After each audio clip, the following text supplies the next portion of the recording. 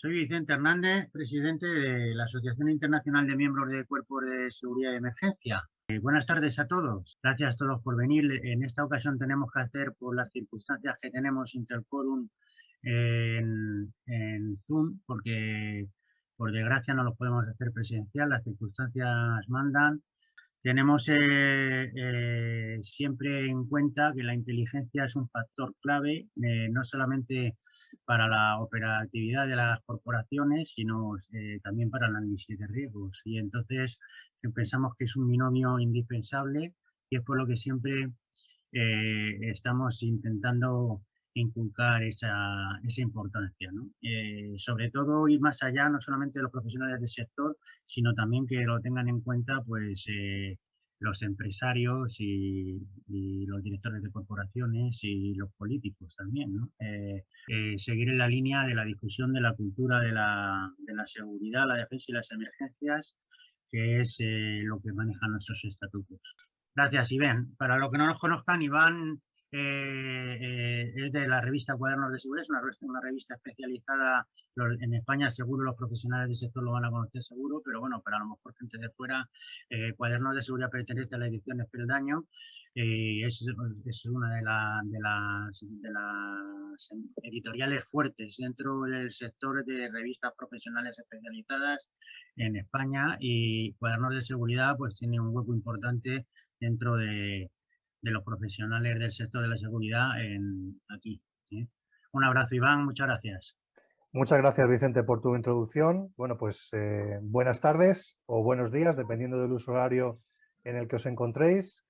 Como comentaba Vicente, mi nombre es Iván Rubio, director de la revista y medio de comunicación Cuadernos de Seguridad, y en nombre de la organización de Interquorum os doy la bienvenida a este encuentro virtual.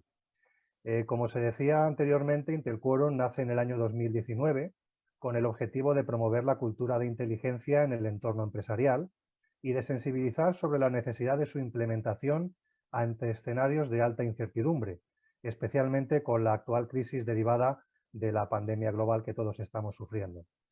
Dada la excelente acogida que tuvo este evento, organizamos esta segunda edición, que contará además con expertos procedentes de Latinoamérica, otorgando así un carácter eminentemente internacional. Asimismo, quiero desde aquí también dar las gracias a las entidades impulsoras de este evento, entre las que se encuentran la Asociación de Directores de Seguridad Privada Online ADISPO, la Asociación Internacional de Miembros de Cuerpos de Seguridad y Emergencias AINSCE, la consultora Internet Security Auditors, la revista Cuadernos de Seguridad a la que pertenezco, el despacho de abogados Riva Vidal, la Escuela de Inteligencia Ana Páramo, el Foro Iberoamericano de Seguridad y Emergencias, Foro Internacional de la Mujer en Seguridad, Defensa y Emergencias, HSI, Consultora Internacional de Inteligencia Empresarial, Ingeco Group, la revista Más Seguridad y Vestigere, Empresa Internacional de Investigación Privada e Inteligencia. Antes de comenzar, os explicaré muy brevemente el formato de la jornada de hoy. Al finalizar la intervención de cada uno de los ponentes, o de todos los ponentes, perdón, abriremos un turno de debate en el que podréis formular las preguntas a través del chat de la plataforma. Os ruego que cuando escribáis vuestra pregunta indiquéis si la pregunta está dirigida a algún ponente en particular o a todos en general para poder concretar mejor la respuesta. Podéis escribir vuestra pregunta en cualquier momento durante la jornada. Y en caso de que alguna pregunta se quede sin respuesta por haber finalizado el tiempo de debate, podéis remitir vuestra pregunta a los organizadores, quienes la transmitirán a los ponentes para su posterior respuesta. Sin más, iniciamos ya las ponencias de esta primera jornada con la participación de Ana Páramo, profesional con más de 20 años de experiencia como analista y formadora en materia de inteligencia, que centrará su ponencia en la contrainteligencia en el ámbito corporativo. Adelante, Ana, cuando quieras. Buenas tardes, buenos días, dependiendo de qué lado del Atlántico sea nuestro lugar de residencia o donde estemos ahora mismo. Como ha dicho Iván, vamos a hablar de contrainteligencia económica o contrainteligencia empresarial. Y como primera idea, a mí me gustaría decir, vamos a seguir este índice, un poco de una manera bastante ágil, espero, para que acabemos, como no podía ser de otra manera, pues en tiempo.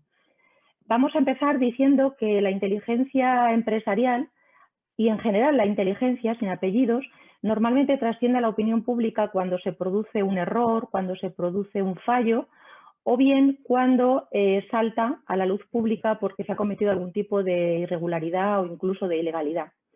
¿Esto qué implica? Pues que la inteligencia empresarial goza de bastante mala reputación en general y bueno, pues tenemos nosotros los profesionales que romper esa barrera para hacer ver a la sociedad en general que la inteligencia pues no tiene nada que ver con ilegalidades, con irregularidades y nada, vamos, nada más lejos que ir contra los principios éticos, ¿no?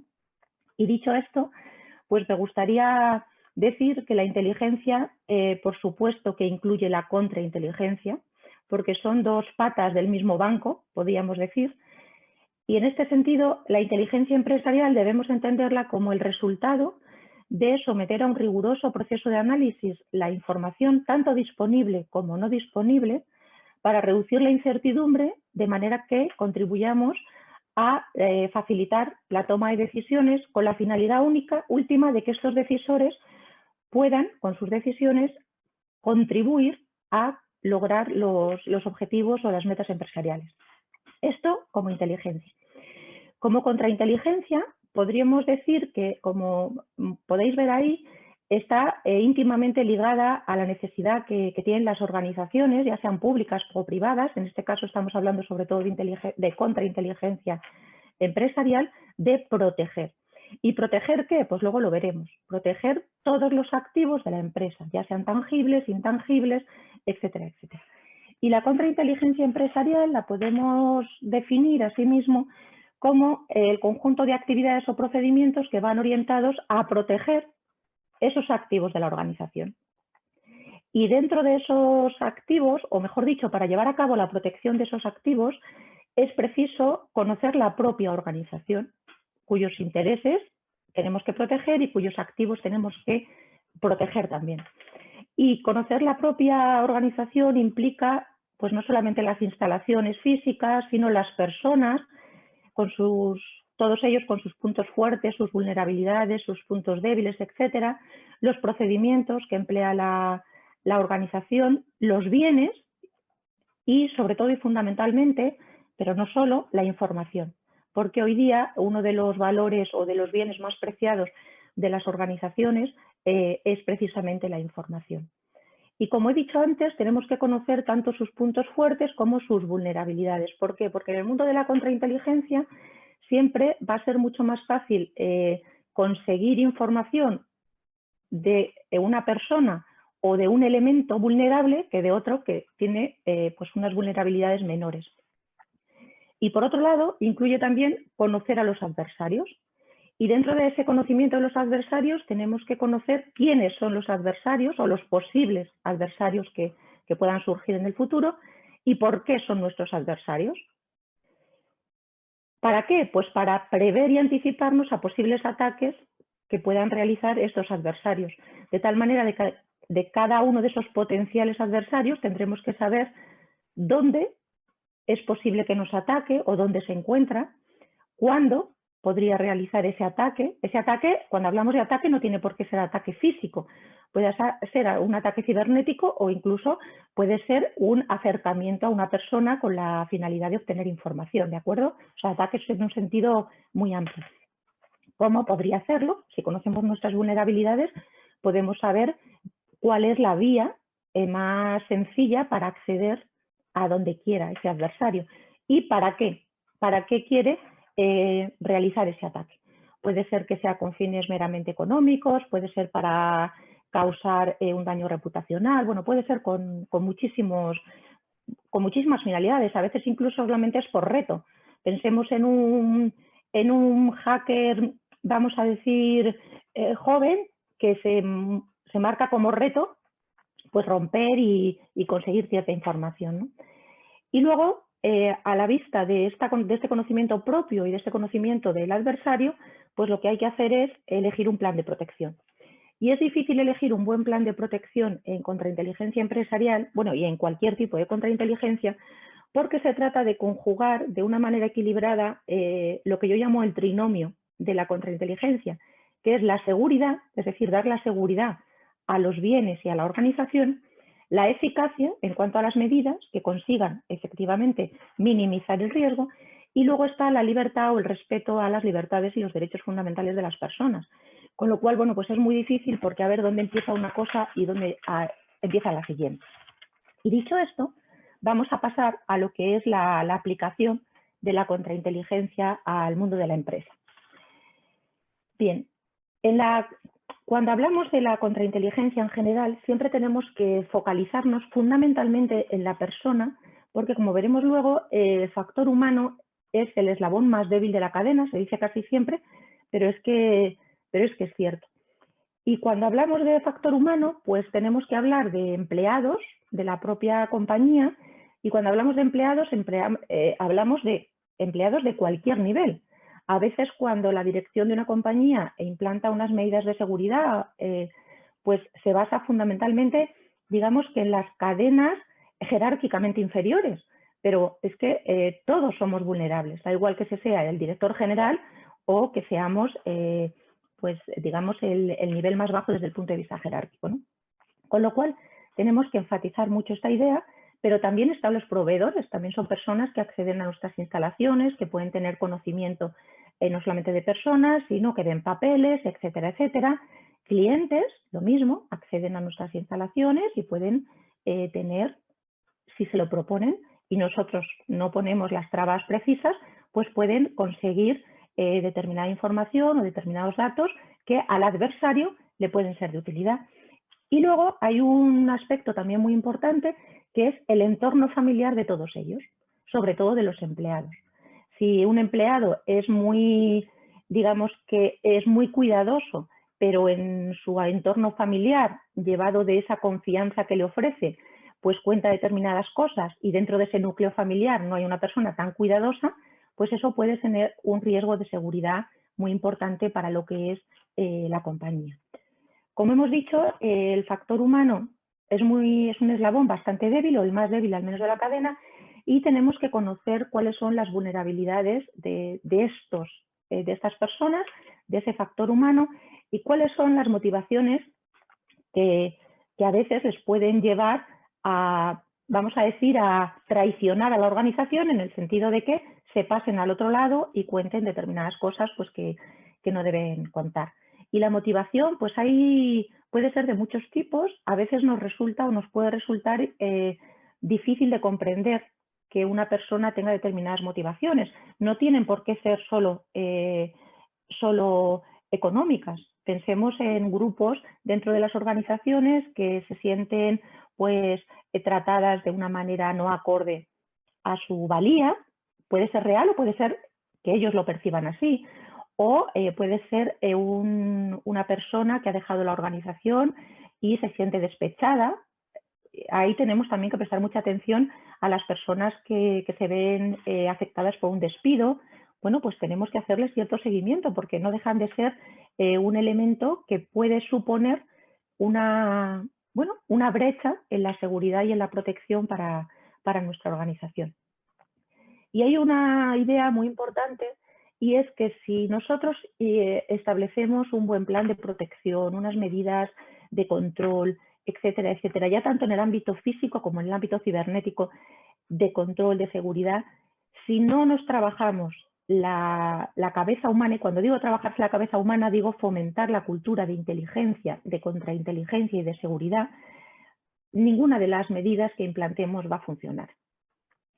Imaginemos que nosotros, ahora en muchas empresas, prácticamente la mayoría, pues no permiten el acceso con USBs o tienen, por supuesto, capados los puertos para que nadie se lleve información sensible. Perfecto. Pero claro, resulta que todos accedemos a nuestro puesto de trabajo con un smartphone. Luego podemos hacer fotografías a pantallas. Imaginaos cuánta información nos podemos llevar de ahí. Luego, hemos tenido unas medidas buenas, pero si la mente, si la persona no está perfectamente sensibilizada para dar cumplimiento a esas exigencias, pues todo va a fallar. Dentro de la contrainteligencia, como he dicho, bueno, pues tenemos estos factores Y tenemos dos tipos fundamentalmente, la contrainteligencia ofensiva y la contrainteligencia defensiva. ¿En qué consisten estos dos tipos de contrainteligencia que son, pues, van a la par, pero bueno, tenemos que distinguirlo? La contrainteligencia defensiva está íntimamente relacionada con lo que es la vigilancia, porque trata de prevenir, detectar y neutralizar las actividades realizadas por los adversarios contra los intereses de la organización cuyos intereses queremos nosotros proteger. Y por otro lado está la contrainteligencia ofensiva, que está íntimamente relacionada con lo que podemos considerar contrainformación o deception en inglés, decepción, engaño en español. Y aquí me gustaría hacer referencia a una película y a un libro, a las dos cosas. En el mundo de la inteligencia y de la contrainteligencia, bueno, el mundo anglosajón es verdad que nos lleva cierta delantera, pero bueno, tenemos también que recurrir a lo que ellos han escrito porque hay cosas de muchísima calidad. Y Robert Clark, que es un autor que a mí especialmente me gusta, pues en su libro Deception, donde habla de la contrainteligencia de una manera pues muy clara y desde la práctica, pues en las primeras páginas de este libro nos habla de una película que es casi magistral en cuanto a contrainteligencia ofensiva se refiere. Y esta película es El golpe.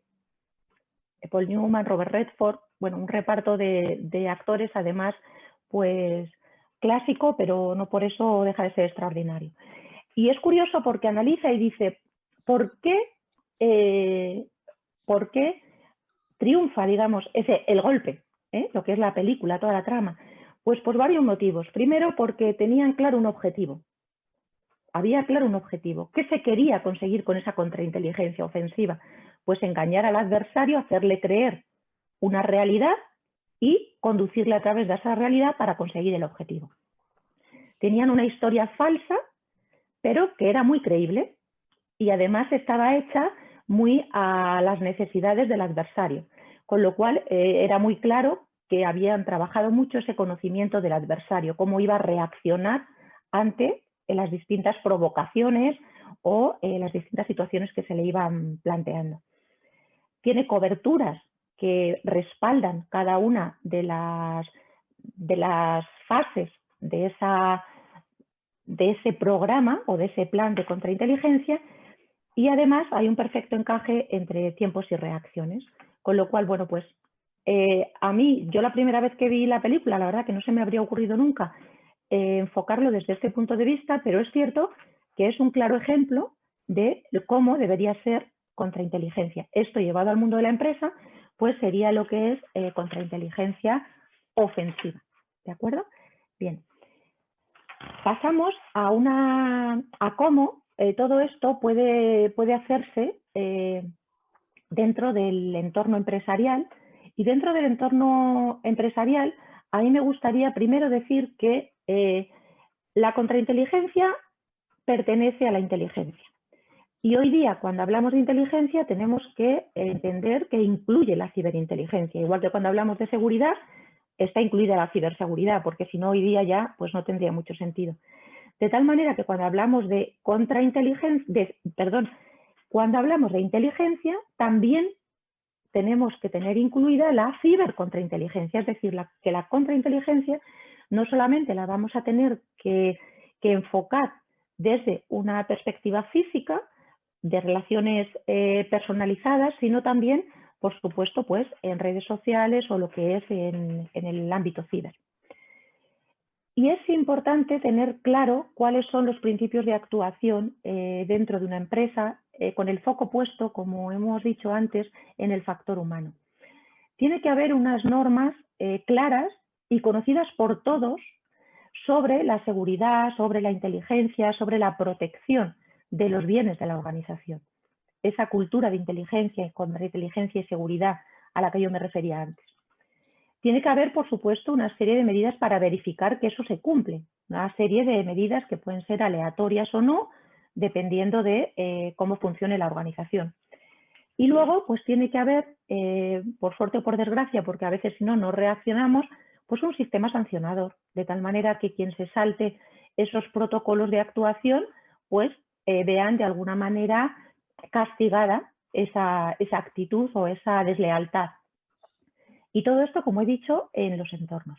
Cuando nos referimos a las personas, nos referimos, como he dicho ahí, el ámbito físico, pero también es importante el virtual, porque hoy, pues, muchas veces terminamos cansados o enfadados de nuestra Ana, jornada de trabajo. Gracias, estoy en ello, gracias.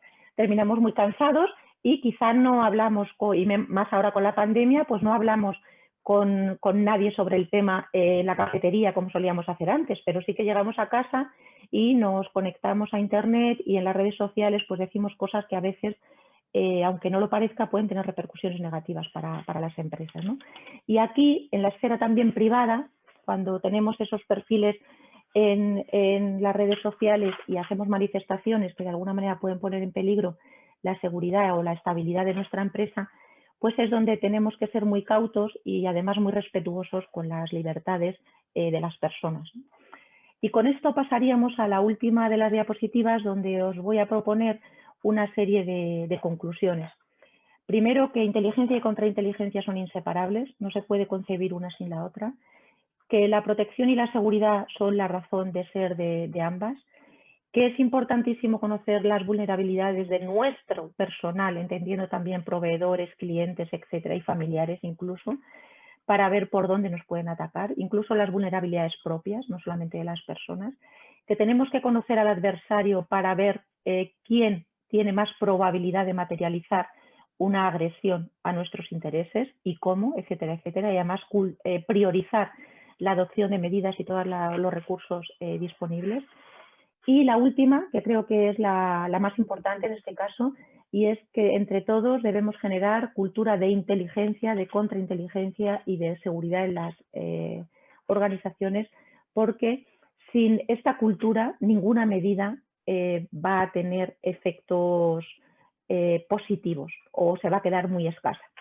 Y como último, y perdonadme unos segunditos, solamente quiero recordaros una frase que a mí un profesor me dijo cuando empezamos a hablar de contrainteligencia, que la frase es de uno de los grandes de las letras españolas, como es Lope de Vega, y es: ¿qué tengo yo que mi amistad procuras? Cuando alguien se acerca a ti de una forma aparentemente incomprensible, siempre tenemos que preguntarnos por qué pretende, qué quiere. Muchísimas gracias por vuestra atención y quedo a vuestra disposición para que al final de la sesión formuléis las preguntas que estiméis oportunas. Gracias, buenas tardes, buenos días. Muchas gracias, Ana, por tu intervención y sobre todo también por tu recomendación cinematográfica, que estoy completamente de acuerdo contigo. Fascinante película El Golpe. A continuación, contamos con la participación de José Riba, socio fundador del bufete de abogados Riba Vidal, que definirá el concepto de inteligencia jurídica. Cuando quieras, José. Muy buenas tardes a todos. ¿Se me oye bien? Perfectamente. Adelante. Perfecto. Bueno, voy a intentar ser breve y aprovechar los 15 minutos de que dispongo. De entrada, agradecer a los organizadores que me hayan vuelto a invitar a esta segunda jornada de Intelquorum. Yo imagino que muchos de ustedes lo que están pensando es ¿qué hace un abogado en el campo de la inteligencia? ¿Qué hace un abogado en un foro como estos?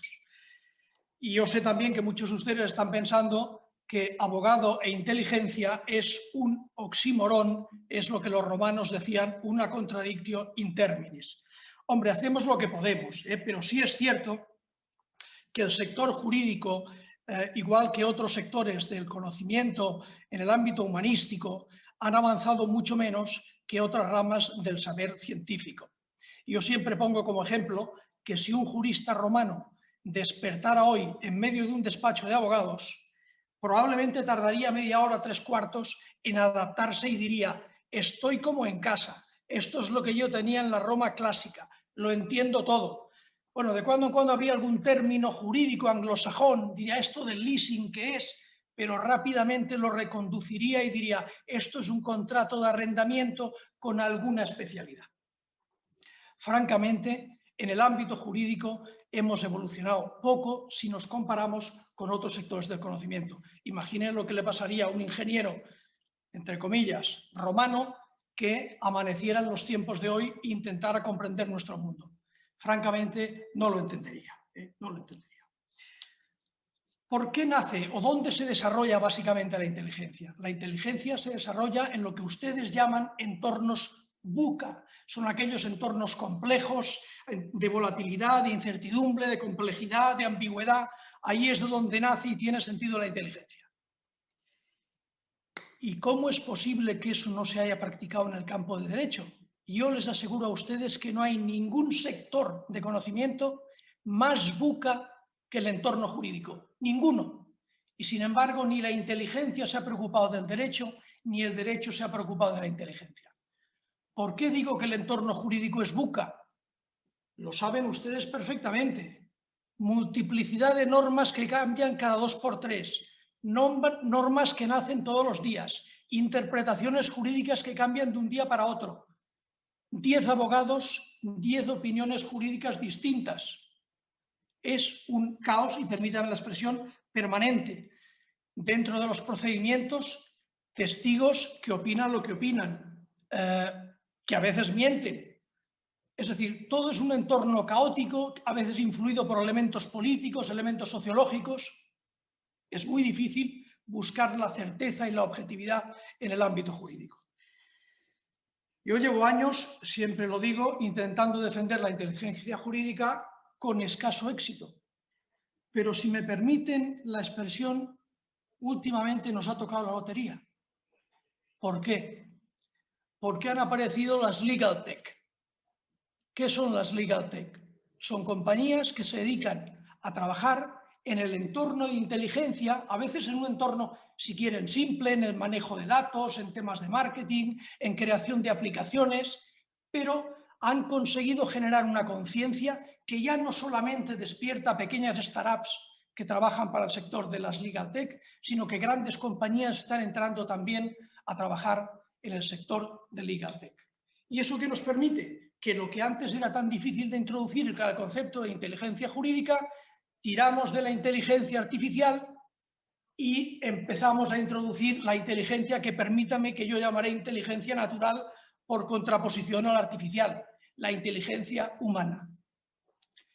Me decía una vez Ana Páramo, que me ha precedido en el uso de la palabra, que el mundo nos ha cambiado con el Big Data, pero que lo importante no es el Big Data, sino es el Small Data al que llegamos desde el Big Data.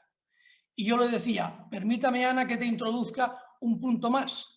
Lo importante ya no es tanto el Small Data, sino el Smart Data, el elemento de inteligencia.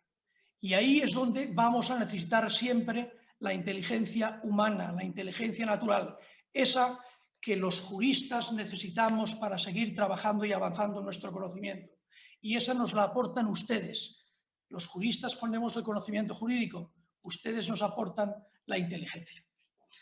Esto es una introducción, voy a intentar ser muy rápido. He preparado unas transparencias, un PowerPoint, en el que voy a intentar dar mi concepto personal de inteligencia jurídica. Como les digo, no se ha hecho todavía escuela, no hay todavía un concepto asumido por todo el mundo de inteligencia jurídica, y yo voy a intentar hacer una síntesis que se puede modificar. Saben que el concepto de inteligencia es muy amplio y cada uno lo interpreta a su manera. Yo lo que he dicho es, ¿de qué punto partimos? La inteligencia es la capacidad para escoger, previo análisis de entre varias opciones, la más adecuada para nuestro propósito. Y desde el ámbito jurídico tenemos 4 grandes bloques de inteligencia. El primero de ellos, el que yo llamo inteligencia de organización. El segundo, inteligencia de gestión, inteligencia lingüística e inteligencia regulatoria. Veamos en la siguiente transparencia la inteligencia de organización. Esa es quizá la que menos nos interesa y la que menos interesa a los técnicos de la inteligencia. Es aquella que nos dice cómo ordenamos los equipos técnicos y humanos que forman la estructura de un gabinete, de un despacho de abogados, para ser organizativamente efectivos y rentables. ¿Qué tenemos que hacer ahí? Analizar formaciones de equipos humanos, selección de personal, elementos de tecnología de última generación, las Legal Tech, potenciación de imagen y comunicación, correcta gestión de redes, marketing de relaciones con clientes, mecanismos de clouding, criterios de business intelligence, que al final es en lo que se reduce todo. ¿Cómo podemos hacer business intelligence para que un despacho de abogados, un equipo de juristas, sea efectivo y en definitiva también rentable.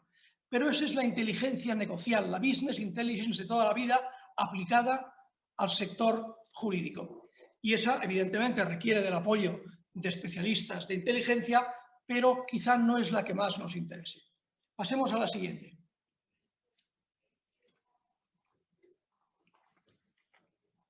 En la siguiente lo que vamos a intentar ya es utilizar la inteligencia en nuestra prestación de servicios profesionales. Y ahí he dividido dos tipos de inteligencia. La que yo denomino inteligencia técnico-legal, que sería la que básicamente vamos a utilizar para darle asesoramiento a nuestros clientes, y en la que, como pueden ver ustedes, dentro tenemos las bases de datos jurídicas, herramientas de Big Data, comunicaciones encriptadas, asesoría online, los chatbots, que son estos robots a los que uno les puede hacer preguntas, y hay muchos despachos anglosajones en que uno llama al despacho, le aparece un ordenador con forma humana, uno le formula preguntas y el robot o ordenador, como queramos llamarle, nos las contesta. Y la verdad es que nos las contesta seguramente con mucho más rigor que cualquier profesional. Eso tiene el problema de que algunos podemos acabar perdiendo el puesto de trabajo. Pero bueno, para eso tenemos un ministro de Trabajo que ya se encargará de resolvernos. Más cosas que hay en esta inteligencia de asesoría. Y en este quizá podemos parar un momento la atención. Los smart contracts, ahí sí que estamos ya avanzando en el concepto de inteligencia jurídica artificial. Estamos intentando hacer contratos que se autoejecuten. Son códigos informáticos que se autoejecutan y que no necesitan que intervengan personas para hacerlos cumplir. Cuando se producen unas circunstancias, inmediatamente se operan unas consecuencias de manera automática dentro del contrato. Lo único que se utilizan son unos oráculos que introducen elementos para que, digamos, se vaya regenerando ese smart contract. El tema es interesantísimo porque probablemente ese va a ser el futuro del trabajo jurídico. Los smart contracts son el elemento, el germen de algo mucho más importante que nos viene detrás. Hoy se hacen pocas cosas con el smart contract, todavía pocas, pero bueno, el smart contract está enlazado a los sistemas de blockchain y también a las monedas o a las criptomonedas. Todo eso hace un paquete. Un ejemplo típico es el de contratos vinculados al sector del juego, donde uno hace unas apuestas y en función de unos resultados que se producen automáticamente, se generan unos premios que se incorporan, se ingresan en las cuentas del jugador cuando ha tenido suerte en esa apuesta. Eso sería de manera sencilla un smart contract, pero que lo podemos llegar a complicar hasta el punto que la tecnología nos deje. Tenemos también en esa asesoría técnico-legal la inteligencia en técnicas de negociación y el compliance normativo. Ese es un elemento también importante para puntualizar. Sabéis que hoy todo el mundo habla de compliance. Al final es la predicción normativa, el adecuar a la compañía al sistema normativo existente y evitar la prevención de delitos. Eso es prospectiva legal, eso es un trabajo adecuado para los analistas de inteligencia. Yo he escrito ya algún artículo en el que defiendo que todo órgano de compliance en una compañía, y dentro de un tiempo no habrá ninguna compañía que no tenga un órgano de compliance, junto a profesionales de la propia empresa, tiene que haber un abogado especializado y tiene que haber un analista de inteligencia. No es posible, no tiene mucho sentido un órgano de compliance de una gran compañía que haga prospectiva legal que no tenga dentro un profesional del análisis de inteligencia.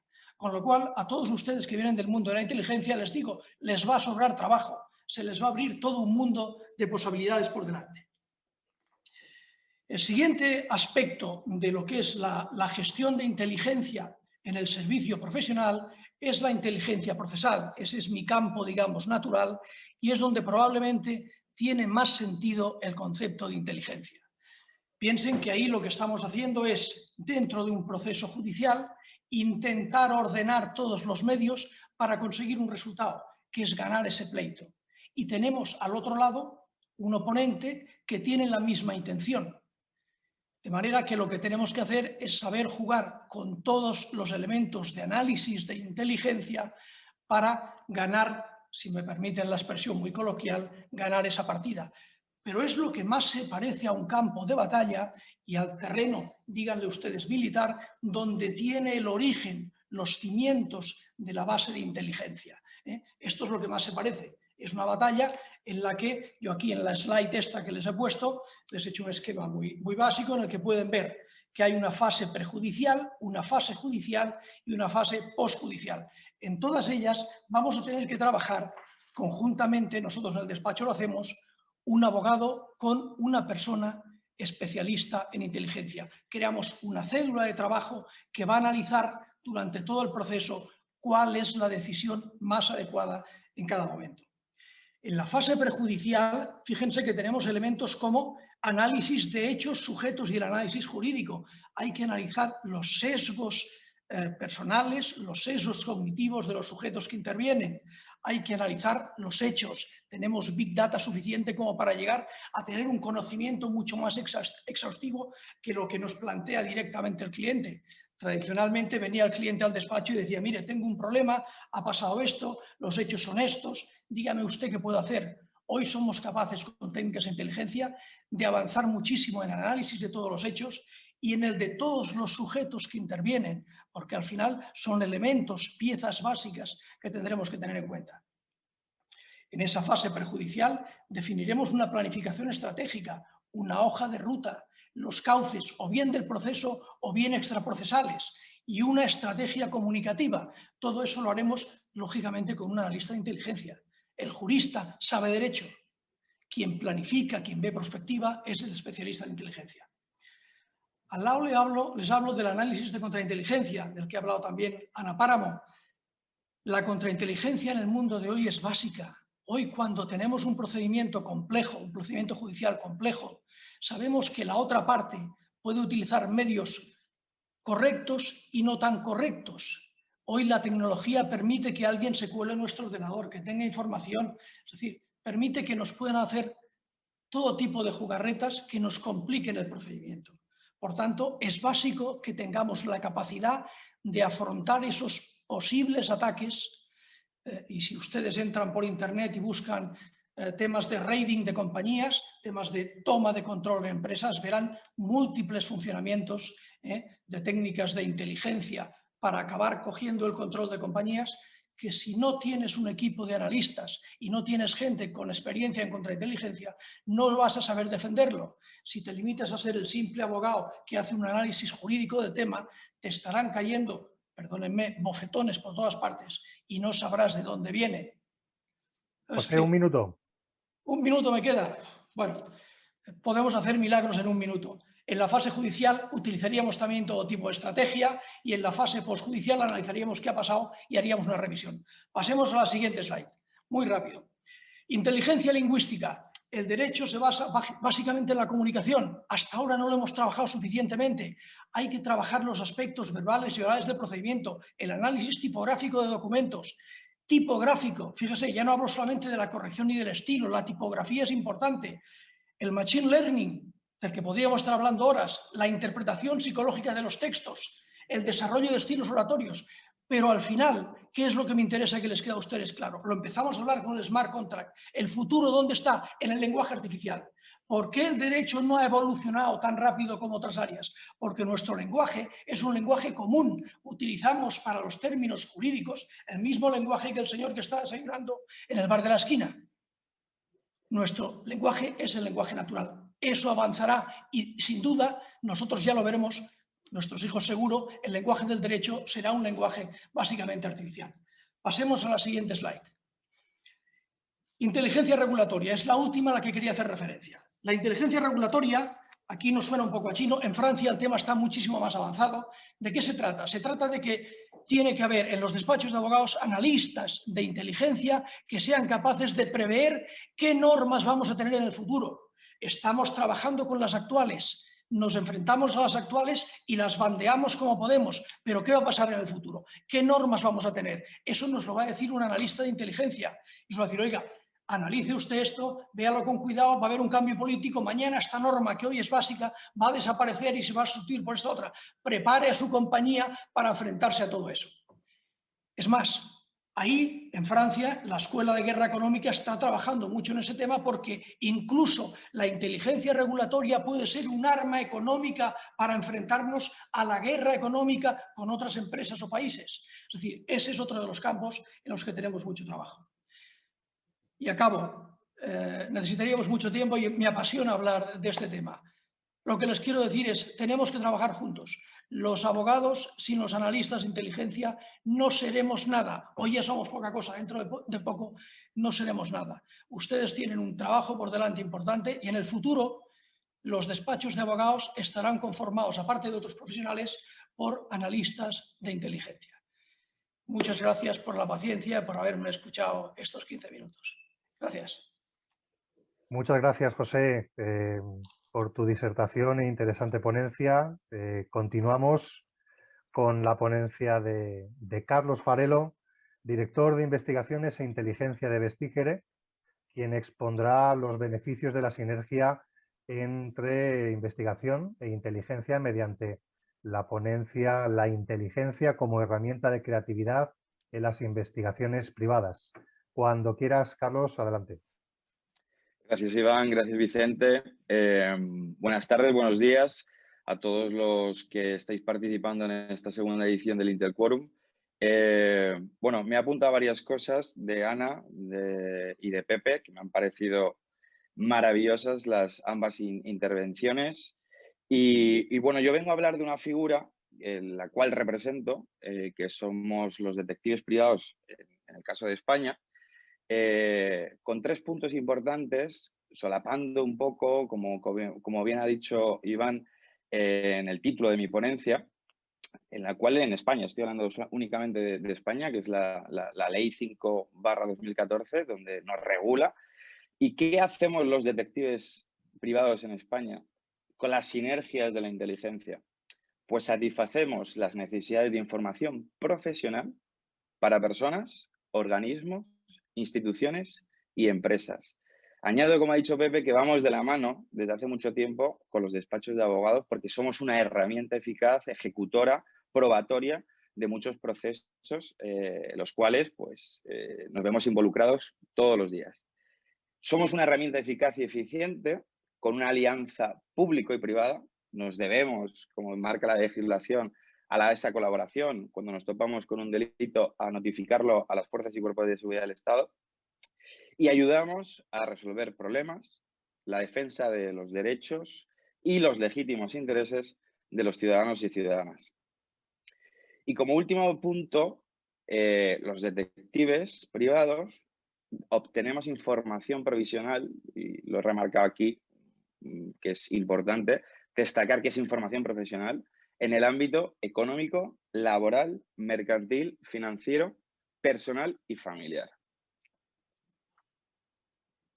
Aparte, como último punto, ya he dicho anteriormente, somos una profesión reglada, la cual nos establece como un elemento que garantiza la seguridad de los ciudadanos. Somos una actividad complementaria y subordinada por la seguridad pública. Pertenecemos al Ministerio del Interior y nos regula el Ministerio del Interior español. Tenemos el deber y la obligación de comunicar a la autoridad judicial o el órgano competente los delitos dentro del ámbito de nuestras investigaciones. Y aparte, tenemos unos requisitos legales para ejercer un título universitario de 3 años. Y aquí añado que tengo el gusto de dirigir el máster de 3 años de una universidad española, de la UNIR, donde solicité que me dejaran libre cátedra. Hay varios compañeros panelistas que imparten asignaturas en los 3 cursos, donde Pepe ha remarcado y Ana en sus conclusiones, y hemos introducido dentro de la libre cátedra que el Ministerio tiene unos requisitos mínimos, introducción al compliance, porque es fundamental que los detectives privados, los nuevos detectives privados, porque muchos de mis compañeros se están formando y muchos despachos ya tienen técnicas de inteligencia que veremos a continuación. Introducción a la inteligencia, no solamente las técnicas OSINT en Open Sources Intelligence o las técnicas habituales como puede ser el UMIT. Hemos introducido y verán ustedes un ejemplo al final de mi ponencia donde se mezcla esa simbiosis maravillosa que da unos resultados y focalizas las investigaciones. practicamos también técnicas OSINT y UMINT, como he dicho, y también una introducción breve porque a la ciberseguridad. Estaba hablando Pepe del tema del Big Data y la comparativa con ANA y la introducción de Pepe. Y me parece fascinante porque realmente debemos de realizar más coloquios de este tipo, más internacionales, de los colegas de fuera, aprender de ellos y que ellos aprendan de las cosas que estamos haciendo. Si me pasas a la siguiente slide, por favor. Bueno, perdón, si puedes retroceder, que me he olvidado un apunte importante, que Pepe ha tirado a su casa, como buen abogado que es, pero yo tengo que tirar hacia la mía. Y en España somos 1.200 detectives privados y en la siguiente slide vamos a ver un eje diferenciador que en Francia, nuestros colegas, ya en los estudios y en el ámbito regulatorio, introducen al papel del detective como agente de inteligencia. En la siguiente lo vamos a ver, pero aquí quiero ver un poco, no voy a entrar a la definición porque muchos de los participantes y evidentemente yo soy el peccata minuta de estas line-up de este cartel que tenemos tanto hoy como mañana, pero analicemos, casi se me cae la botella, perdón, analicemos lo que es un analista de inteligencia, que recopila, que procesa, que analiza información para producir inteligencia estratégica, táctica u operativa para guiar la acción de los servicios de investigación y control. Perfecto.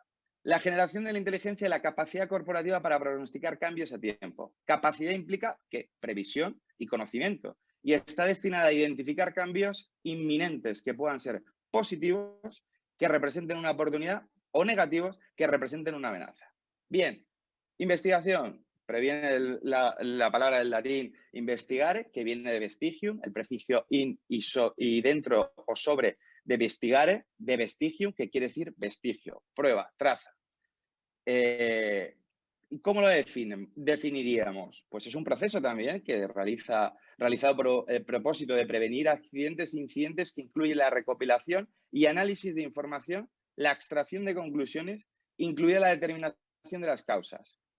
Tenemos los dos conceptos. Siguiente slide y vamos a ver.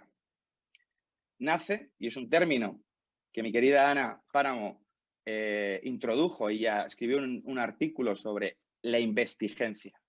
Investigación más inteligencia. Bien, el binomio inteligencia e investigación, ¿qué permite? Pues de manera multifocal, es decir, una manera empírica, como decía Pepe, del analista de inteligencia de los despachos, que es fundamental.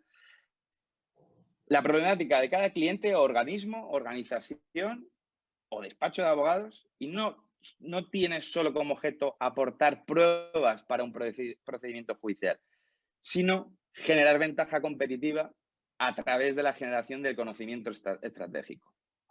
Aquí me adelanté al apunte de Francia, que la ley que regula las actividades de investigación privada de nuestros compañeros ya incluye la inteligencia como labor que realizan los detectives privados, como en el apunte de Pepe. Siguiente slide, por favor. Bien, ¿qué beneficios? Rigor metodológico, visión creativa. Toda investigación, todo análisis tiene que ser creativo, si no estamos muertos. Un pensamiento crítico, resolución de problemas complejos, objetividad, parcialidad de los informes, somos una parte que es objetiva, y capacidad analítica. Podemos analizar, prevenir, como decía Pepe antes, hay un detenido, pero hay un entorno, hay unas causas, pues nosotros tenemos un investigado y tenemos un entorno, tenemos unas redes sociales, tenemos unas publicaciones en Internet o no en la Internet y podemos analizar, prevenir para enfocalizar la investigación y disminuir los recursos humanos e ir al grano en este caso. Aplicamos técnicas OSINT y UMINT privada que no parte de una investigación en técnicas UMINT o OSINT. Los detectives privados podemos realizar técnicas UMINT y reflejarlas en un informe. Podemos grabar conversaciones siempre que participemos en ellas para hacer gestiones, para sacar información y los podemos reflejar en un informe. Aparte, podemos analizar lo que hay en fuentes abiertas y podemos certificar ese informe con nuestro nuestro número de identificación personal, podemos ir como testigos a un juicio, que así nos avalan, y podemos explicar todo el proceso cronológico de esa investigación, dando fe de ello. Evidentemente, con todas estas tres, rigor metodológico, creatividad, técnicas OSINT, UMINT de inteligencia, el valor añadido que proporciona la investigación se traduce en la anticipación de escenarios y consigue ventaja competitiva, la ventaja competitiva que esto genera. Bien, siguiente slide, por favor. Termino, concluyo con dos casos prácticos, hay muchos más, de dos problemas reales que se han resuelto. Digo, decimos los detectives expedientes y demás, pero son proyectos. No nos olvidemos que es un proyecto de investigación, e inteligencia, porque al fin y al cabo tenemos que ver desde diferentes puntos de vista y contar con otros profesionales. Como decía Pepe y decía Ana, tenemos que transmitir, ir en bloque entre todas las comunidades de que esto es beneficioso, de que hay muchísimos profesionales que estamos dispuestos a seguir trabajando, a mejorar desde la parte organizativa, desde la parte reputacional de una compañía, un organismo, desde la parte de la investigación. Y quiero concluir con la problemática de un cliente, de una sospecha de un robo de material de un trabajador en una multinacional. Bueno, nosotros en mi despacho lo que realizamos siempre es con un acrónimo inventado por nosotros que es el SIP, sospecha, indicio, prueba. Hay una sospecha, intentamos coger indicios y luego consolidamos la prueba, evidentemente, o no, que hay muchos casos que hay una sospecha, pero luego no hay indicios y no hay pruebas.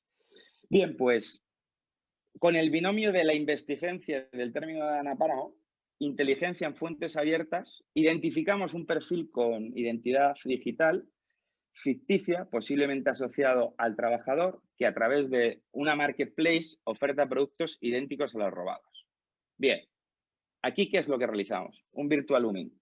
Detective, puedo hacerlo. Interactúo con él, le saco información para focalizar y hacer una compra, quedar con él para hacer una compra de esos productos y verificar que realmente, por eso interviene ahí la investigación de campo, que un detective privado interactúa con él para efectuar la compra presencial. Acude al punto de encuentro y verifica que se trata del trabajador en cuestión. Esta investigación de otro tipo, si no se mete la inteligencia o no se mete la inteligencia digital de esas técnicas, tanto OSINT como Virtual UMINT, nos hubiese costado muchísimo más o no lo hubiésemos conseguido. Y eso es una realidad. Segundo caso práctico. Insolvencia provisional para no hacer frente a la indemnización por responsabilidad civil. Solvencia financiera. Saben ustedes mejor que yo, y Pepe, si meto algún calzapo, que no soy abogado, me corriges. Dentro de un procedimiento civil hay una reclamación de cantidad por una empresa que hay concurso de acreedores. El socio principal, administrador único, se declara insolvente y debe proveedores y acreedores, incluso personal. Sigue la vida y este señor tendrá un nivel de vida, tendrá unos bienes o no, o los habrá cambiado a nombre de terceros, o tendrá a lo mejor un fallecimiento de algún familiar que no ha declarado. Bueno, pues nos pasa un despacho de abogados varios casos de estos en concreto. Identificamos desde diferentes puntos de vista lo que podemos aportar. El analista inteligente detective, el detective, el abogado, el criminólogo, y se marcan unas líneas de investigación donde realizamos una inteligencia en fuentes abiertas, esa técnica tan maravillosa que es OSINT, que mañana tanto Modesto como Carlos hablarán porque son expertos, y localizamos el actual lugar de trabajo del investigado, así como una sociedad de su cónyuge constituida recientemente y en la que ostenta el cargo de administrador, ¿vale? Vemos realmente en sus fuentes abiertas que tiene un nivel de vida que no corresponde con una persona que no es solvente y realizamos una investigación de campo para comprobar todos esos indicios en fuentes abiertas, en investigaciones mercantiles o patrimoniales que realizamos con la investigación de campo. hacemos un seguimiento y una vigilancia del sujeto que nos permite, luego reflejo de esa cronología de hechos y documentos videográficos, acreditar el nivel de vida real de esta persona que se había declarado en un procedimiento insolvente.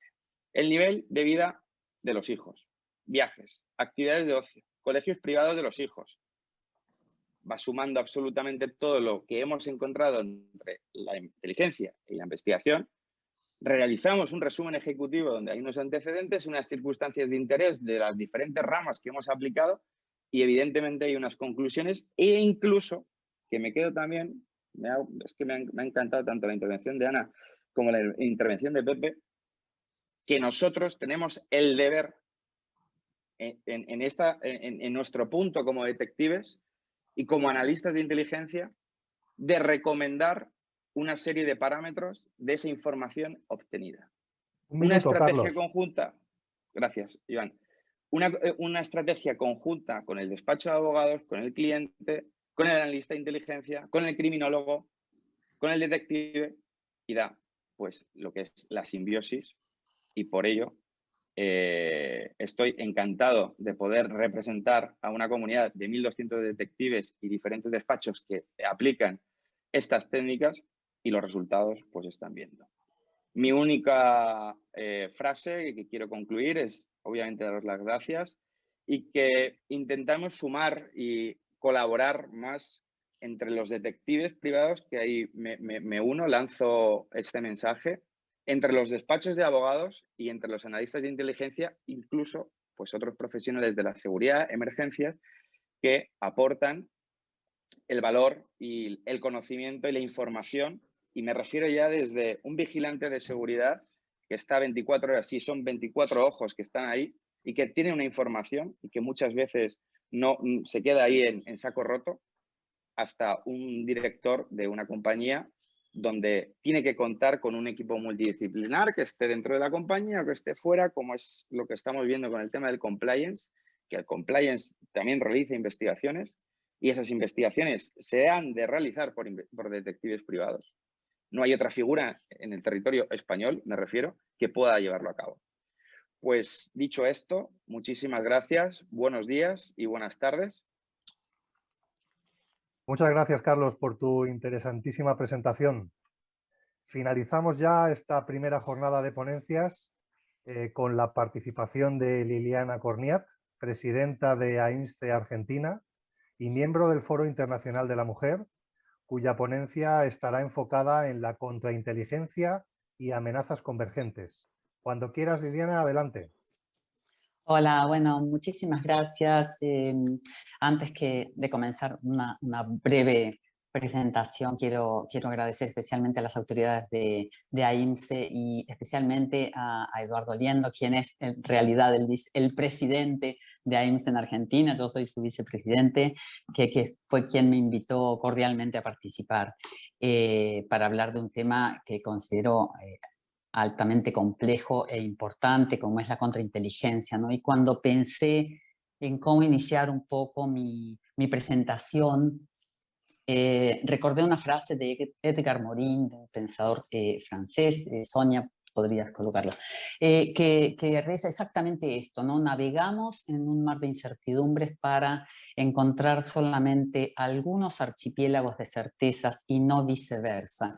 Y yo los invitaría a que se quedaran con esta reflexión, porque creo cuando hablamos de contrainteligencia, esencialmente estamos hablando de información en un sentido amplio, ¿no? Aunque en un sentido estricto, como bien dijo Ana, y también los expositores que me precedieron, estamos hablando de un conjunto generalmente de técnicas destinadas a prevenir, a detectar, a neutralizar y a mitigar, sí, así, amenazas o agresiones encubiertas y que a través de la obtención ilegal de información pueden poner en riesgo nuestros intereses. En el caso de los estados, intereses nacionales que tienen que ver con información confidencial, infraestructura crítica, invasión a las cadenas de suministro, afectación del régimen democrático, intervención, injerencia en los procesos electorales y tantos otros intereses estatales, o bien afectar intereses corporativos, como bien mencionó Ana, u otros intereses sectoriales de cualquier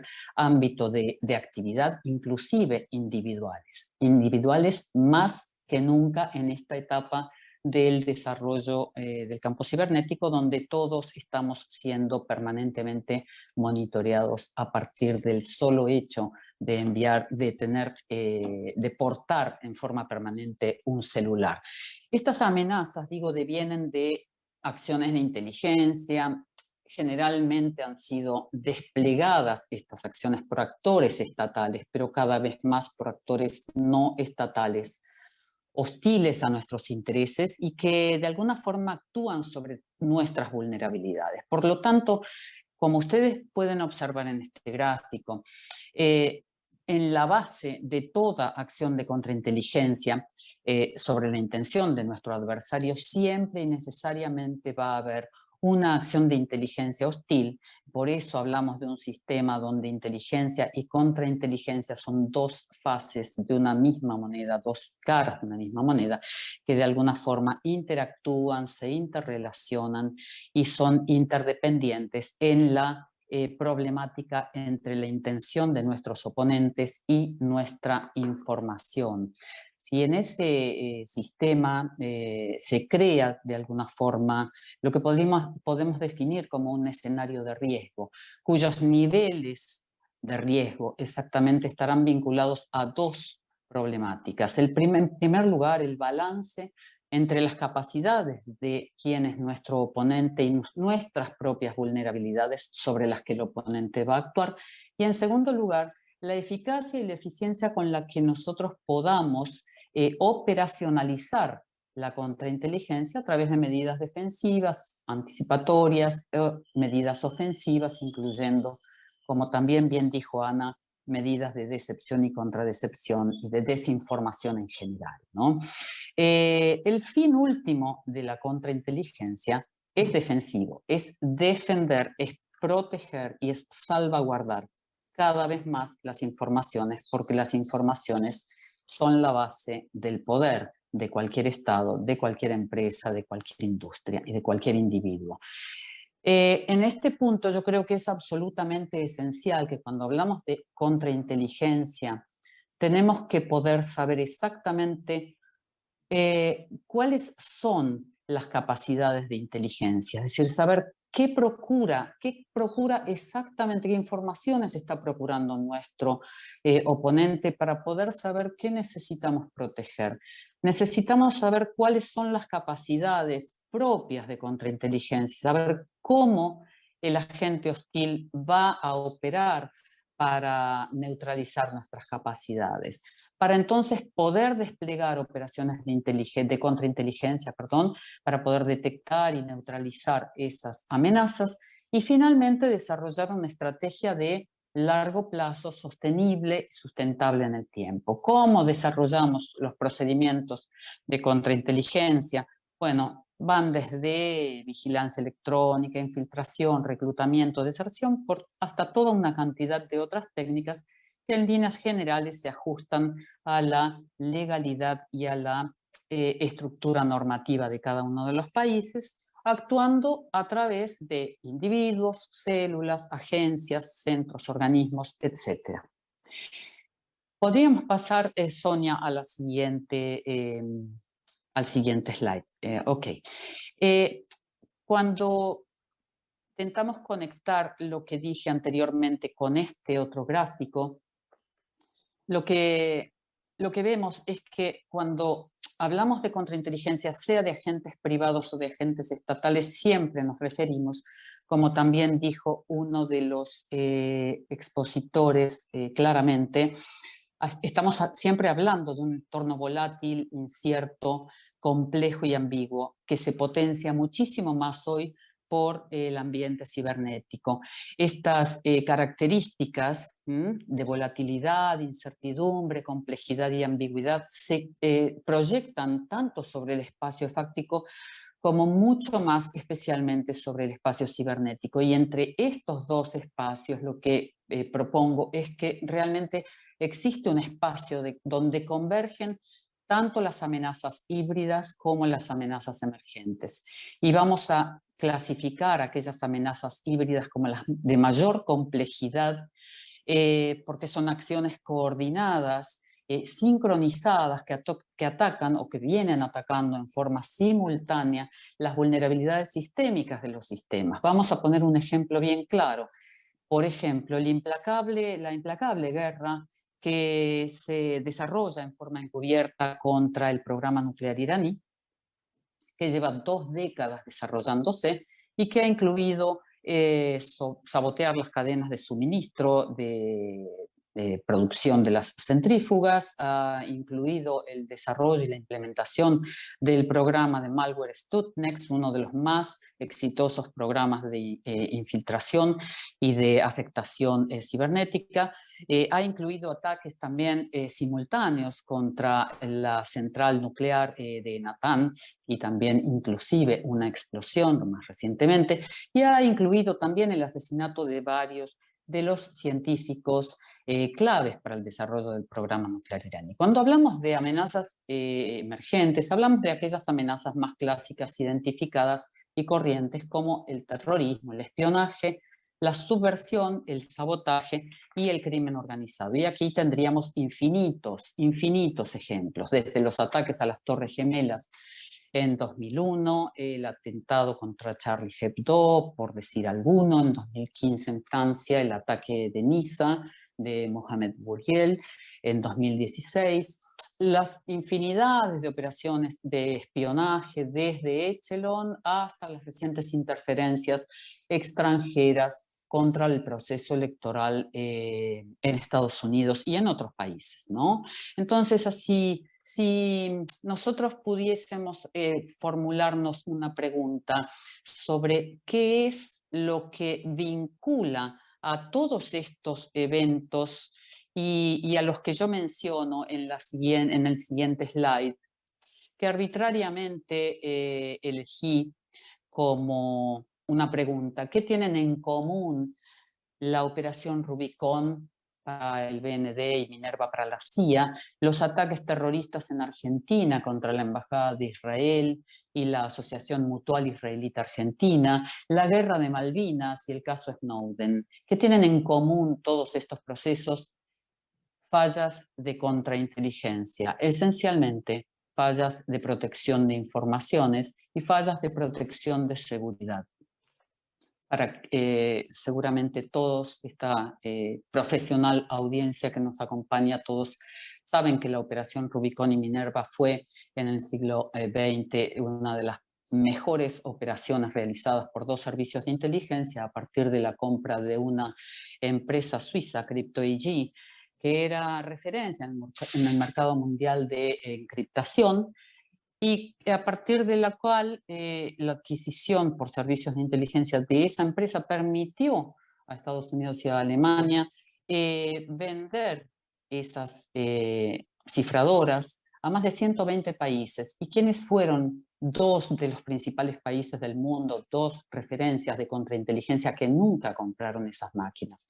Fueron exactamente China y la Unión de Repúblicas Socialistas Soviéticas, ya tornada Federación Rusa posteriormente. ¿Qué pasó con los ataques terroristas en Argentina por parte de Hezbollah? Fueron desatendidas de alguna forma algunas informaciones claves, repasadas inclusive a Israel y también a las autoridades argentinas.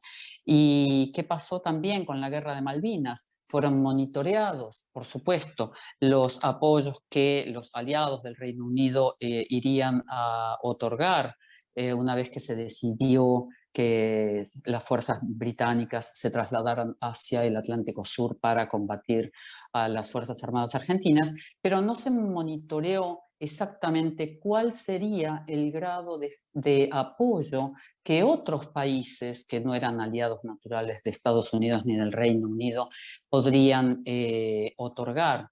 Y finalmente el caso Snowden. Bueno, todos, como es más contemporáneo, por supuesto que el proyecto Prisma todos lo conocen, y que fue exactamente uno de los más exitosos procesos de filtración de información a nivel mundial.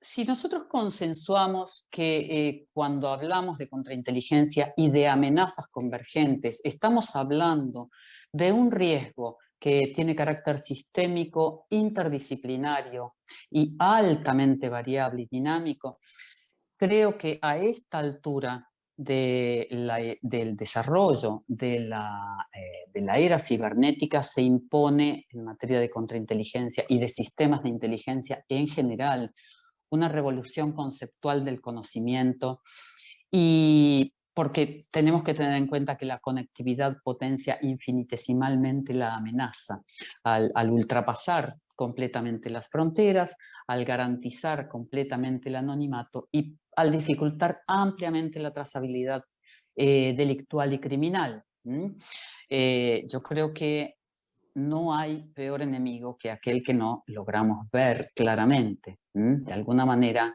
la invisibilidad del riesgo enceguece en algunos puntos la eficacia y la eficiencia de la contrainteligencia, ¿no? Si nosotros nos preguntamos cuál es el caso más exitoso de contrainteligencia en el mundo, nos tendríamos que remitir a Coca-Cola y no a un Estado.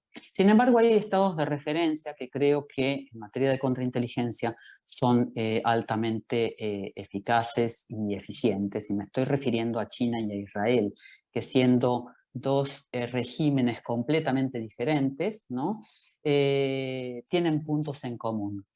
En este punto yo creo que en mi último slide planteo una serie de desafíos que hoy la contrainteligencia está enfrentando, porque si el desafío es sistémico, demanda en primer lugar una estrategia holística, multidimensional, de largo plazo y sostenible, definiendo claramente cuáles serían para cada Estado, para cada entidad, para cada corporación, para cada individuo inclusive, quiénes son las entidades de inteligencia extranjeras, quiénes son los potenciales actores hostiles que pueden afectar nuestros intereses esenciales. Y cómo esto es desarrollado a través del fortalecimiento de la cooperación para el desarrollo de capacidades disruptivas contra las amenazas convergentes, estas amenazas híbridas y emergentes. Esta cooperación basada en la articulación de esfuerzos, donde todos los sectores interactúen y colaboren con los fines de defensa que tanto los estados como las corporaciones, como todas las entidades deben tener. Y en este punto específicamente quiero destacar realmente la forma en que funciona el sistema de inteligencia y de contrainteligencia en Israel. Claro, siendo un caso muy particular, porque constituye una sociedad militarizada donde toda la población es entrenada desde el punto de vista de inteligencia. Entonces, posiblemente sea Israel el caso de mayor concienciación de la población en materia de inteligencia y de contrainteligencia. Finalmente, creo que es muy importante algo que Ana refirió, que es difundir cultura de inteligencia. Coincido con lo que tú decías, Ana, la inteligencia destaca cuando es noticia, y generalmente es mala noticia, porque es la actividad intrusiva, invasiva, violatoria de derechos o de determinadas actividades que van contra las garantías y las libertades de los individuos. La realidad es que perfecto. Necesitamos difundir una cultura de inteligencia, de seguridad y defensa que comprometa a todos los individuos en un proceso global de concienciación y que permita además crear resiliencia a partir de, para los estados, en el caso de los estados, de la combinación de hard, soft y smart power. Solamente quería comentar esto y bueno, quedo a disposición de eventuales preguntas y agradezco muchísimo otra vez la oportunidad para presentarles. Gracias, José. Pues muchísimas gracias, Liliana, por tu intervención, interesantísima también. Y ahora mismo, pues en estos momentos, Vamos a abrir el turno de preguntas. Yo he ido recopilando las preguntas que han ido sucediéndose a lo largo de las diferentes ponencias.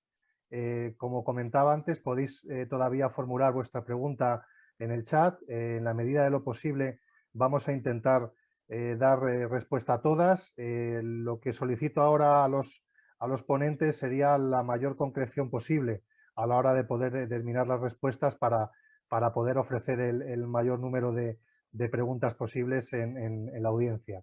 Y sin más, comenzamos.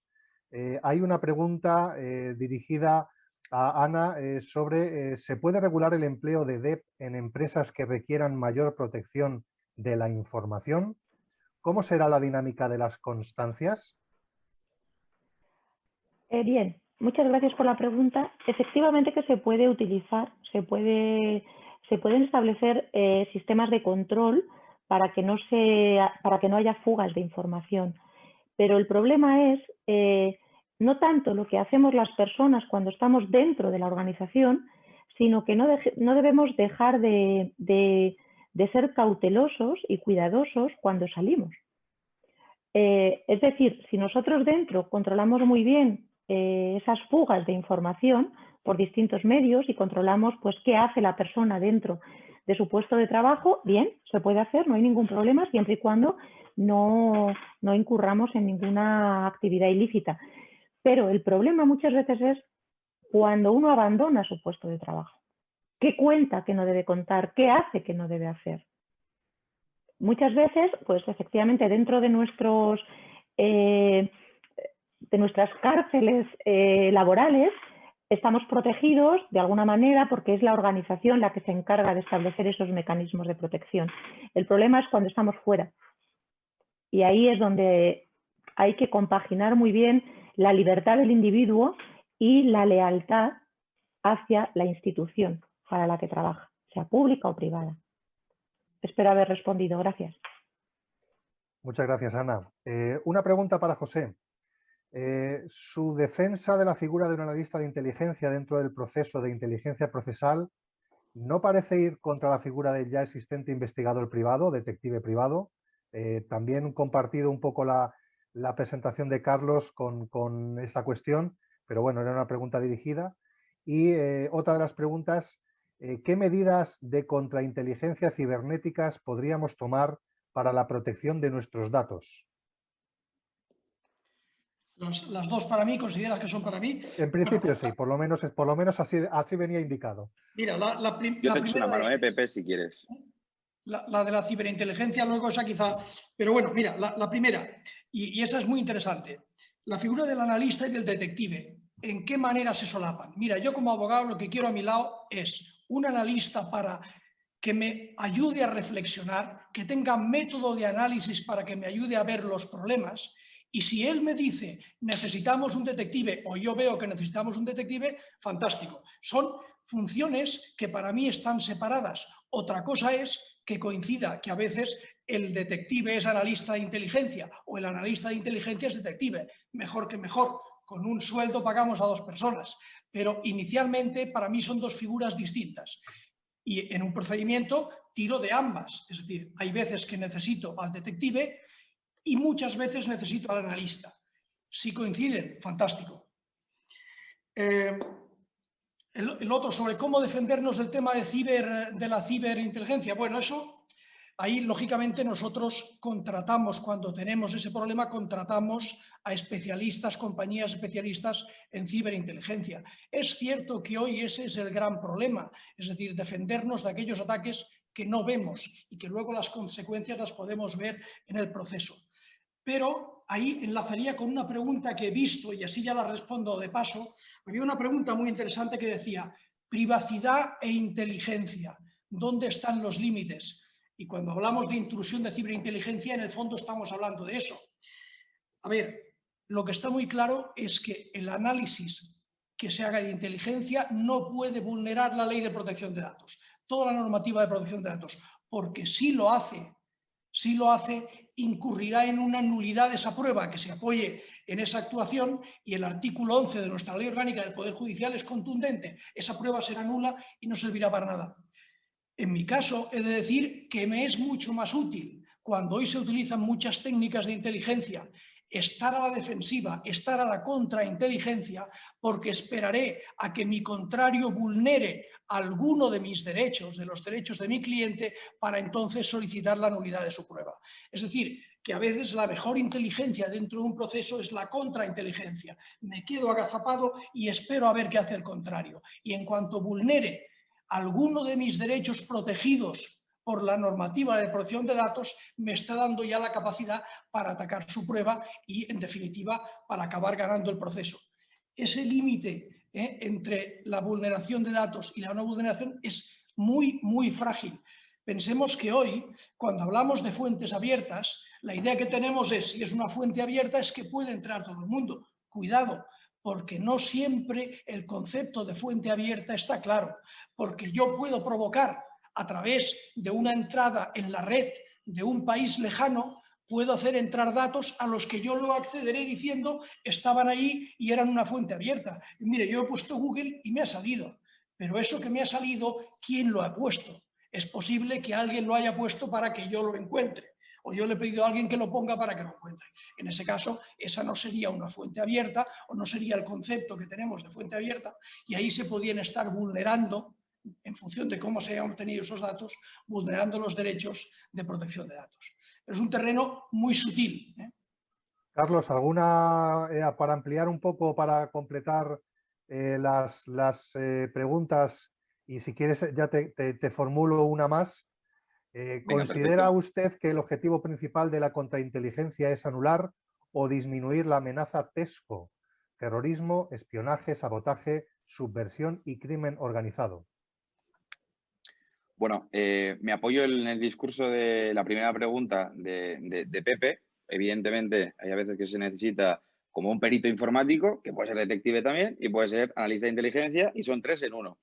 Evidentemente, creo que he contestado con mi ponencia de que a veces que no requiere de la intervención de un análisis. Sí, y aprovecho, en base también que he leído varias preguntas, sobre todo de colegas que están fuera, yo me he basado sobre todo en la legislación española, en lo que la Ley de Seguridad Privada establece, y luego, añadiendo a lo que ha dicho Pepe, fuentes abiertas. Nosotros lo reflejamos todo en un informe, la trazabilidad, y no es la trazabilidad, como bien ha dicho Pepe, que me puedo encontrar en Google una información que ha podido poner alguien. No lo utilizamos. O sea, no lo utilizamos. Y cuando certificamos digitalmente en un procedimiento, en una investigación, lo que establecemos es que el perfil de esa persona está abierta y podemos leer y podemos interactuar, no que vayamos y a través de un virtual roaming nos metamos en el perfil para sacar información. No, o sea, lo que me refiero es fuentes abiertas que están públicamente, que la persona en cuestión ha dejado ahí y a mí me sirven para realizar una investigación, y a mi cliente y al abogado del procedimiento. Y evidentemente pues certificamos y comprobamos toda la trazabilidad, porque ya hemos tenido diferentes juicios donde nos preguntan, y cada vez el término inteligencia en fuentes abiertas pues está más sonado. Esto por un lado.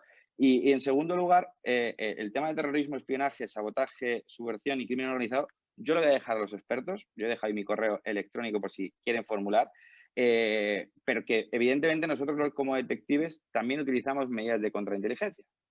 Detectives y analistas de inteligencia.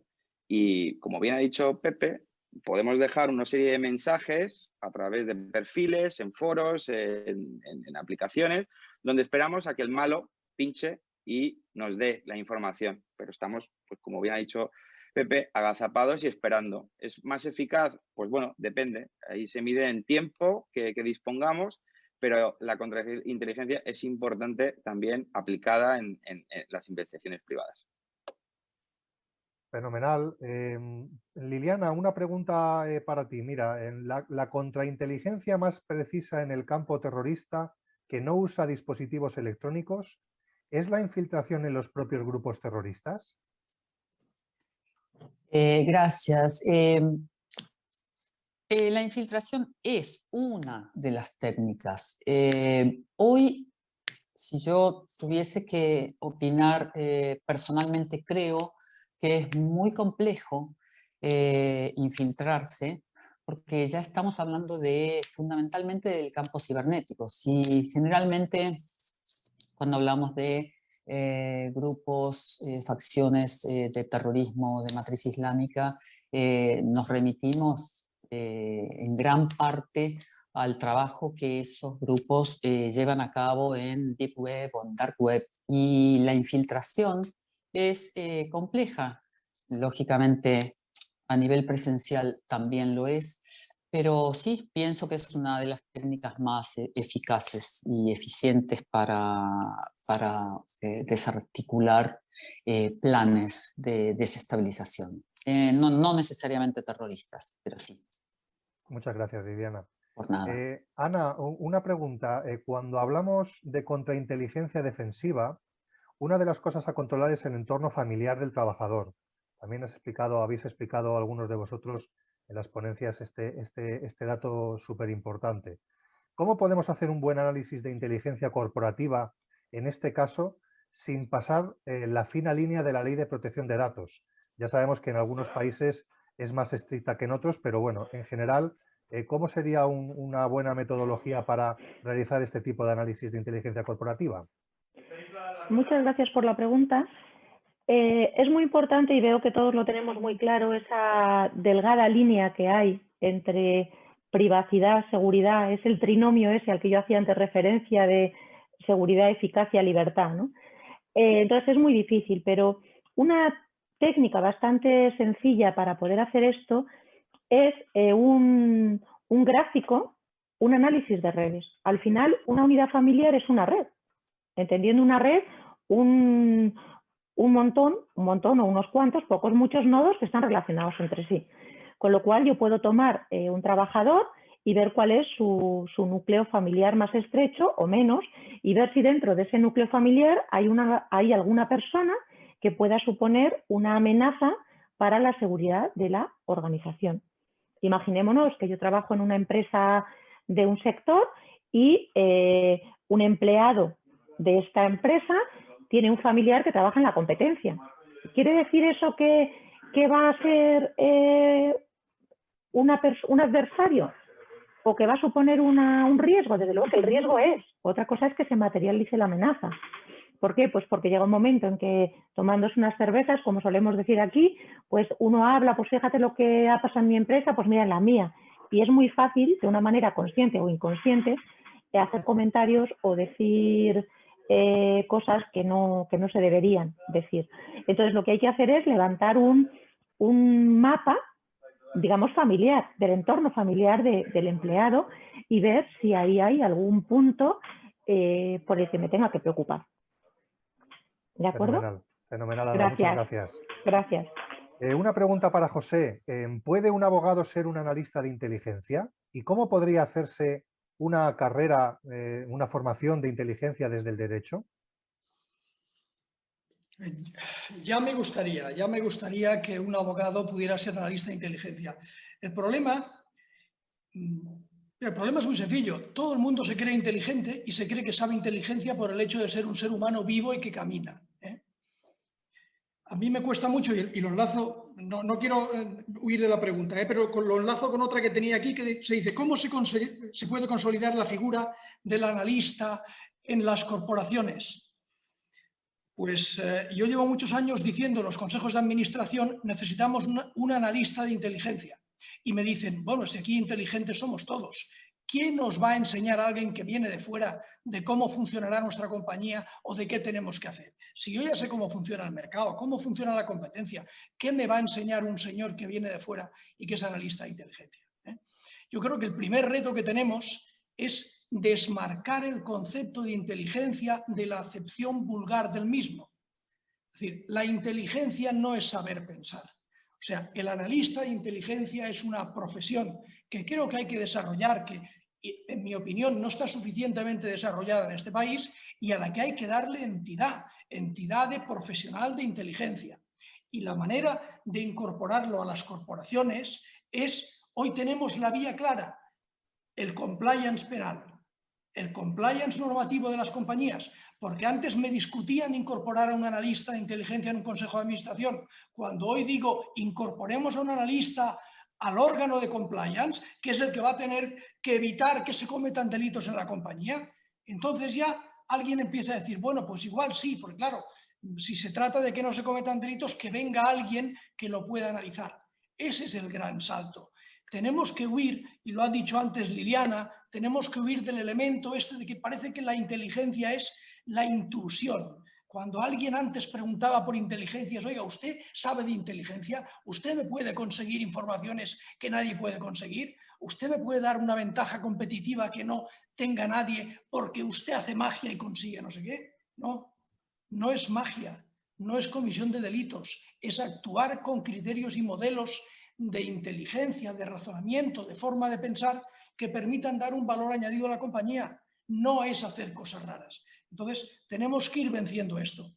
Yo creo que al final, no sé si conseguiremos que los abogados seamos analistas de inteligencia, pero lo que tenemos que asumir es que por el hecho de ser abogado y de saber sobre normas, ya somos inteligentes en el ámbito del análisis. Como sé normas y no soy tonto, yo ya soy un analista de derecho. Yo ya soy un analista de temas de inteligencia jurídica. No, esa es una profesión específica que tiene su camino y su forma de hacer y su metodología. Sin metodología no es nada, son ocurrencias. Se me ocurre qué, creo que, hay que buscar la profesionalidad. Entonces, yo creo que si los abogados nos hacemos analistas, estamos haciendo un flaco favor a los abogados y a los analistas. Caminemos juntos, trabajemos juntos, porque, sobre todo, decíamos, el entorno buca del derecho es donde tenemos todo el campo de trabajo. Muchas gracias, José. Gracias. Carlos, una pregunta doble, digamos, o que es la misma.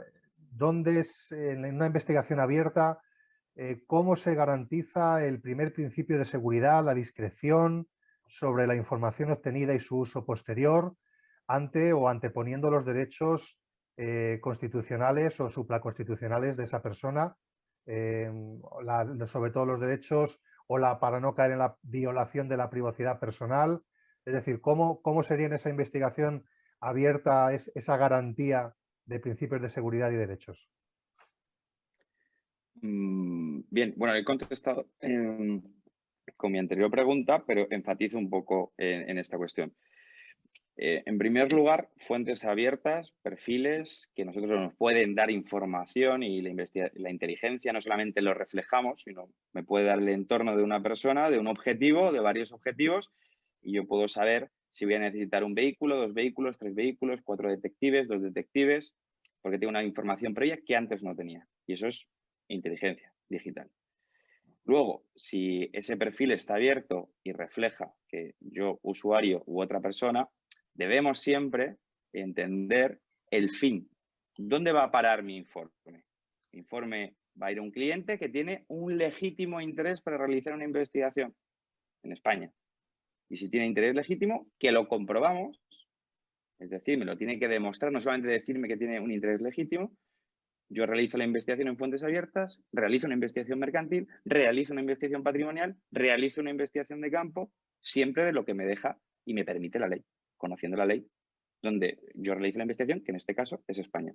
Lo reflejo en un informe, ese informe va a un abogado que representa a un cliente, va a un cliente que me ha contratado con legítimo interés y luego va a un procedimiento judicial donde se presenta ese informe. Yo, en calidad de testigo, defiendo o ratifico mis actuaciones legítimas y profesionales. Si no, no se realiza ni la investigación en fuentes abiertas, ni se realiza la investigación de campo. Creo haber contestado la pregunta en este sentido. Muchas gracias, Carlos.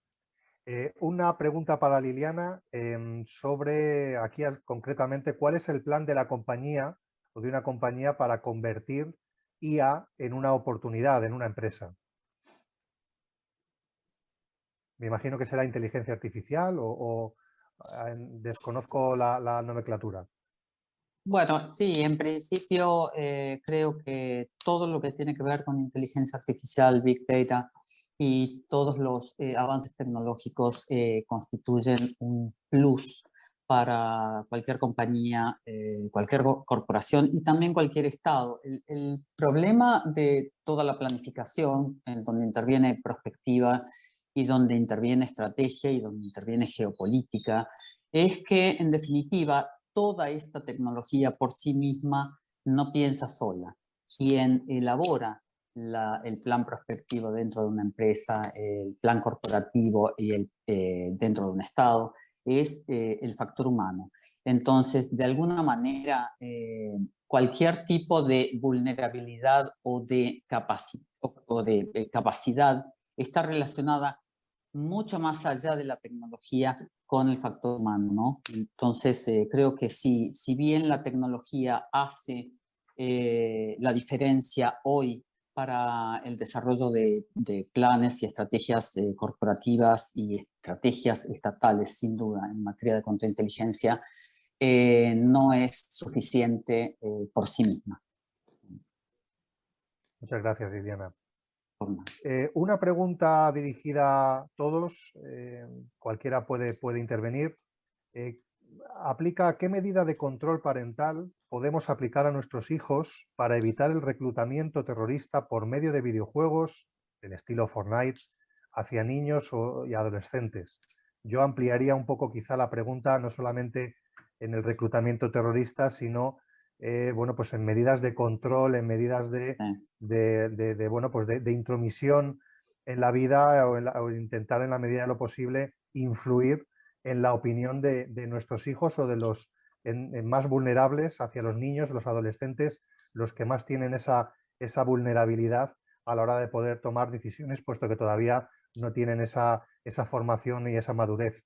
Dejo la pregunta un poco abierta a todos. Si queréis empezamos por Ana, por empezar un poco, que nos deis vuestra opinión específica cada uno de vosotros, por favor. Muchas gracias, Iván. El tema de las medidas de control parental pues crean mucha controversia, porque al final, por muy hijos que sean, pues son personas que tienen también una privacidad que hay que respetar, con lo cual también hay que tener muchísimo cuidado con todo el tema de, vamos a decir, invasión de esa privacidad. ¿Qué es lo que yo creo mejor? Pues lo más importante pienso yo que es concienciar, formar y hablar. Porque volvemos un poco a lo mismo. Los niños o los adolescentes o los jóvenes son jóvenes, pero tienen cabeza, son inteligentes, como diría Pepe. La inteligencia esa con la que se nace, ¿no? Entonces, ¿qué es lo que pasa? Pues que si nosotros adecuamos el lenguaje y la formación a su edad, les podemos explicar muchas cosas. Pero es que además todo esto no solamente tiene que ir desde el núcleo familiar, por supuesto que sí, porque es el básico y el responsable último de los hijos. Tiene que ir también acompañado de un buen plan de formación, pero en los colegios. A mí hay una cosa que no me cabe todavía en la cabeza y es que en el año 2021 los colegios no tengan como asignatura obligatoria la ciberseguridad. No lo puedo entender. ¿Por qué? Porque es que hoy día un niño, bueno, es que ves al niño que va en el carrito, que todavía no camina y ya tiene una tableta o tiene un teléfono en la mano. Luego, a esos niños digitales hay que decirles, claro que tú tienes que utilizar esto, el teléfono, la tableta, el ordenador, porque has nacido ya con ello, pero tienes que saber cuáles son los límites de ese uso y cuándo es bueno y cuándo no. Y luego, por último, la comunicación. Es decir, decirle a los niños, mira, cuando pase esto, esto y esto, pues cuéntamelo, pero de una manera que el niño no se vea, que el niño o el adolescente no se vea agredido o no se sienta controlado, sino que con el arte de la comunicación y de la persuasión, por decirlo de alguna manera, le estemos protegiendo sin que él se dé cuenta. Entonces, muchas gracias. Gracias. Muchas gracias, Ana. José, ¿algo para añadir a esta cuestión? Mira, Iván, yo diría que este es el típico ejemplo que demuestra que los abogados necesitamos especialistas en inteligencia, porque ahí es donde tenemos que echar mano de ellos. Yo te diría, no soy capaz de mejorar ni una coma lo que ha dicho Ana. Con lo cual, como decimos en mi profesión, lo suscribo íntegramente. Muchas gracias, José. Carlos, ¿algo que añadir?